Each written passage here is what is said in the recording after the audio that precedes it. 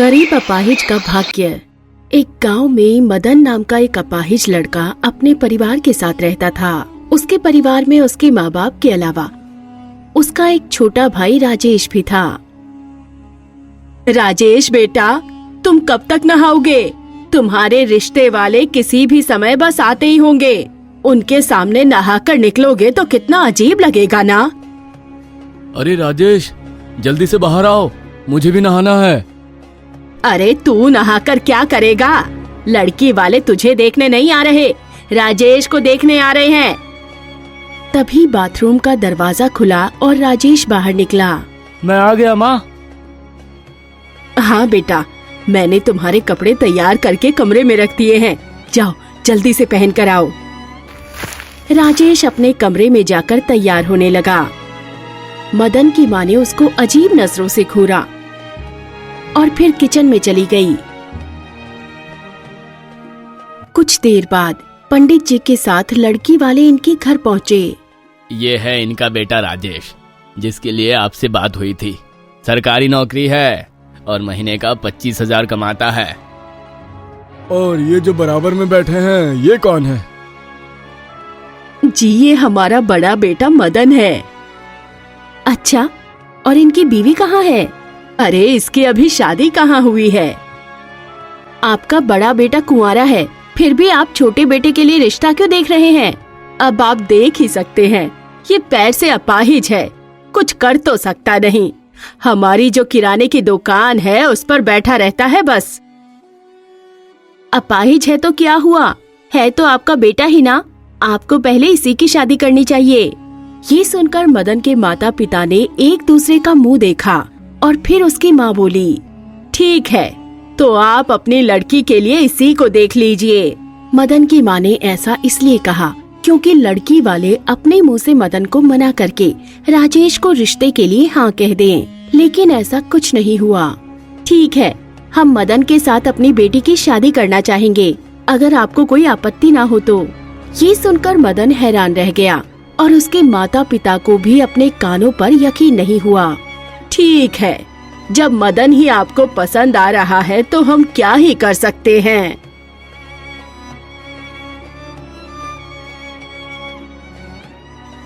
कुछ देर बात करने के बाद मेहमान वहाँ से चले गए और उनके जाते ही मदन के माता पिता आपस में बातें करने लगे।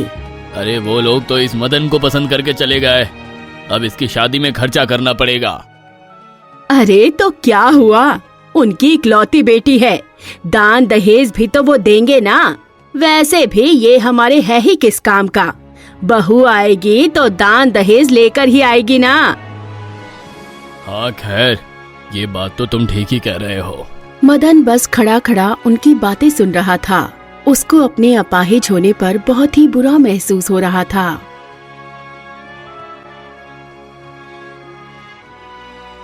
कुछ ही दिनों में मदन की शादी हुई और उसकी दुल्हन, जिसका नाम सविता था, घर आ गई। लेकिन सविता के घर वालों ने उसे कुछ नहीं दिया था, जिससे मदन के माता पिता को बहुत बुरा लग रहा था। पहले हमारी जान को एक ही बोझ था, अब ये एक और आ गई, वो भी बिना दहेज के। माँ जी, अगर आपको दहेज चाहिए था तो आपने पहले माँ बाबूजी से बात क्यों नहीं की? बेटे की शादी में दान दहेज तो दिया ही जाता है, इसमें पूछने वाली क्या बात थी? उन्होंने कुछ इसीलिए नहीं दिया ना क्योंकि ये मदन अपाहिज है। माँ, मैं अपाहिज हूँ तो इसमें ना मेरी गलती है ना सविता की। अब वो इस घर की बहू है, इससे ऐसे बात मत कीजिए। मदन के माता पिता के मुंह में अब जो भी आया वो उनको सुनाते रहे और काफी गरजने के बाद मदन की माँ बोली, अगर तेरा अपाहिज होना कोई बड़ी बात नहीं है ना, तो तुम दोनों अभी इस घर से निकल जाओ। जो कुछ कमाता ना हो उसके लिए मेरे घर में कोई जगह नहीं। माँ, हम दोनों कहाँ जाएंगे, कहाँ रहेंगे? आप ऐसा मत कीजिए। कहाँ रहोगे वो तुम्हारी परेशानी है, मेरी नहीं। मदन की माँ ने उन दोनों को हाथ पकड़कर घर से निकाल दिया। सविता और मदन दोनों ही बेबस हो चुके थे। उन्होंने शांति के साथ अपने कदमों को आगे बढ़ा दिया, लेकिन उनको जाना कहाँ था, इसका उन्हें कोई अंदाजा नहीं था। सविता, तुम्हारे साथ जो कुछ भी हो रहा है वो सिर्फ मेरी वजह से। काश तुम्हारी शादी राजेश से हुई होती। ऐसा मत कहिए, जो भी हम दोनों के साथ हो रहा है वो हमारे भाग्य में लिखा है, जिसको बदलते हुए देर नहीं लगती। सही कहा तुमने बेटी, भाग्य बदलने में देर नहीं लगती। उन्होंने देखा कि एक बूढ़ी औरत उनके पीछे खड़ी है। अरे बूढ़ी अम्मा, आप कौन हैं? मैं तो यहीं उस कुटिया में रहती हूँ बेटा, लेकिन तुम दोनों कौन हो? मदन ने उन दोनों के साथ हुई अब तक की सारी कहानी बूढ़ी अम्मा को बता दी। राम राम राम, ऐसे माँ बाप भी होते हैं जो औलाद को घर से निकाल दे। ऐसा तो पहले कभी नहीं सुना। बूढ़ी ने दोनों के चेहरों को दया भरी भावना से देखा और बोली, आओ बच्चों, तुम मेरे साथ आओ। बेघर भटकने से अच्छा है मेरी कुटिया में चलो, मेरा भी अकेलापन दूर हो जाएगा। आपका बहुत बहुत शुक्रिया बूढ़ी अम्मा। मदन और सविता उस बूढ़ी के साथ उसकी कुटिया में चले गए। बूढ़ी के पास जो कुछ भी था उसने खुद भी खाया और उन्हें भी खिलाया। उसके बाद ये तीनों आराम करने लगे।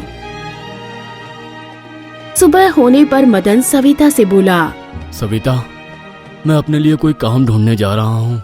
काश किसी को मुझ पर दया आ जाए और मुझे काम पर रख ले।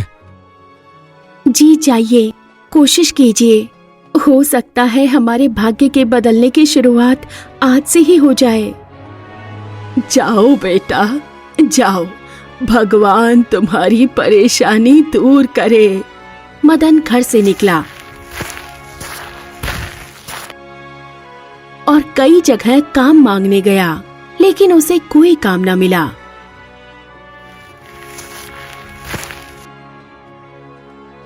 दोपहर तक थक हार कर वो एक पेड़ के नीचे बैठ गया।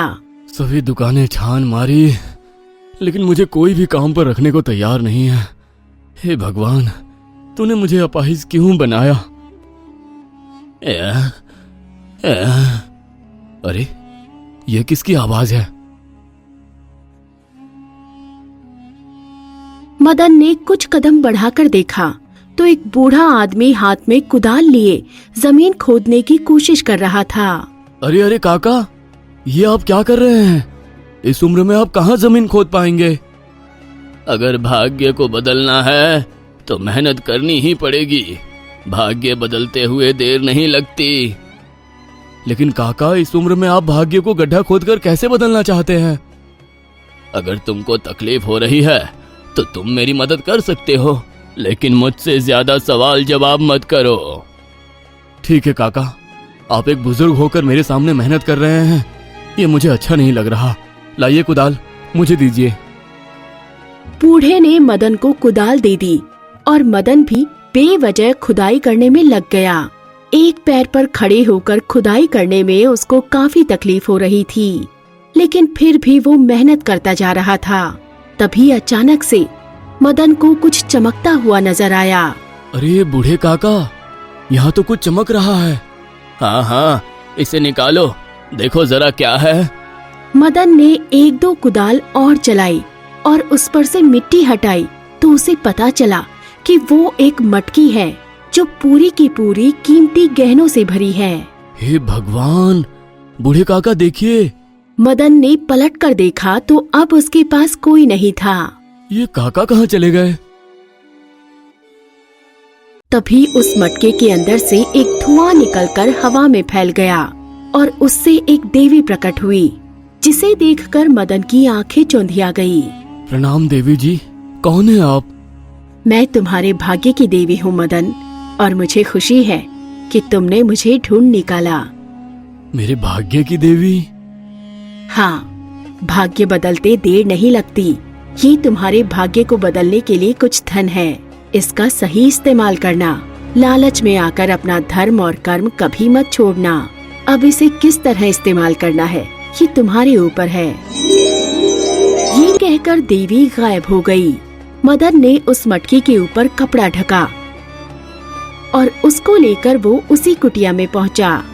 हे भगवान, आपको ये खजाने की मटकी आखिर मिली कहाँ से? ये खजाने की नहीं, हमारे भाग्य की मटकी है सविता, भाग्य की मटकी।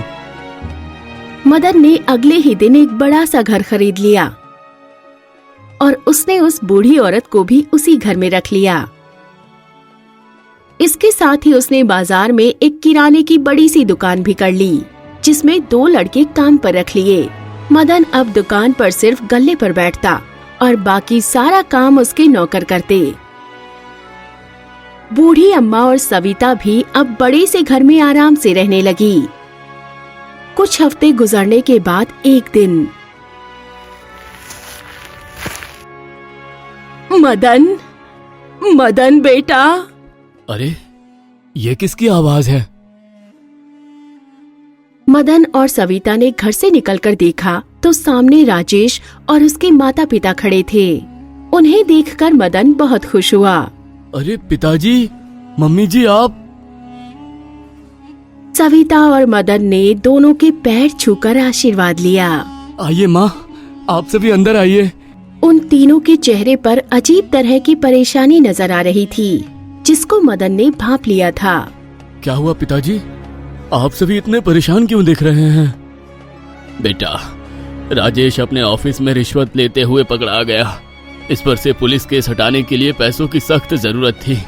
उसी के चलते हमें घर भी बेचना पड़ा और दुकान भी। अब ना रहने को घर है, ना खाने को रोटी। हे भगवान, ये तुमने क्या किया राजेश? तुम्हें रिश्वत लेने की क्या जरूरत थी? भैया, वो मेरी जिंदगी की सबसे बड़ी गलती थी, सबसे बड़ी। हमने तुम्हारे माँ बाप होते हुए भी तुम्हारे साथ अच्छा नहीं किया था। शायद इसी पाप की सजा ऊपर वाले ने हमें इस तरह दी है।